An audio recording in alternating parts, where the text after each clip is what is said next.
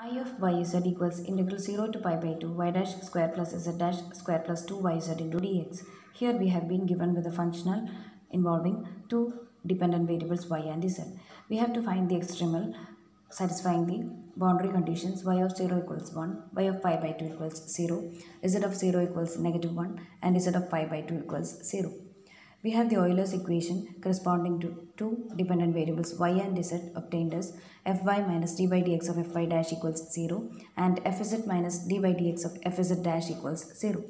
Thus we have the system of Euler's equation obtained as 2z minus d by dx of 2y dash equals 0 and 2y minus d by dx of 2z dash equals 0, because fy is 2z and fy dash is 2y dash. Similarly, fz is 2y and fz dash is 2z dash. From these two Euler's equation, we obtain z minus y double dash equals 0 and y minus z double dash equals 0, which gives us z equals y double dash and y equals z double dash. Z equals y double dash gives us z double dash equals y raised to 4. This notation indicates fourth order derivative of y with respect to independent variable x.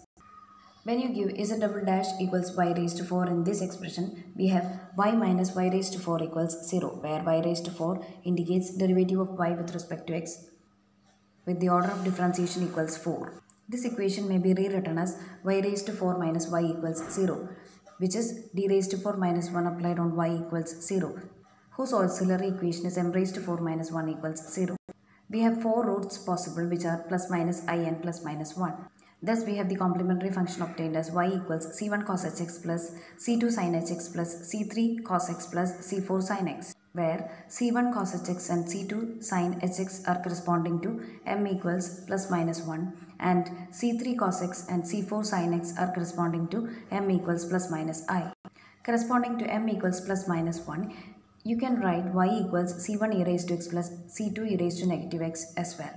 This is because hyperbolic function cos hx is equal to e raised to x plus e raised to negative x upon 2 and sin hx equals e raised to x minus e raised to negative x upon 2. Therefore, corresponding to m equals plus minus 1, y equals c1 e raised to x plus c2 e raised to negative x or c1 cos hx plus c2 sin hx, both are valid expressions. From the expression of y, we have y dash equals c1 sin hx plus c2 cos hx plus negative c3 sin x plus c4 cos x. This is because derivative of cos hx is positive sin hx and derivative of sin hx is positive cos hx. Derivative of cos x is negative sin x and derivative of sin x is cos x. Looking at the expression of y dash, we can find out y double dash, which is obtained as c1 cos hx plus c2 sin hx minus c3 cos x minus c4 sin x. Thus, we have obtained z equals y double dash equals this expression. Since we have found expressions for y and z, we can apply boundary conditions. 4 boundary conditions will give rise to 4 equations, and we have c1, c2, c3, c4, 4 unknowns to be found. Solving the equations, we obtain c1 equals c2 equals c4 equals 0 and c3 equals 1.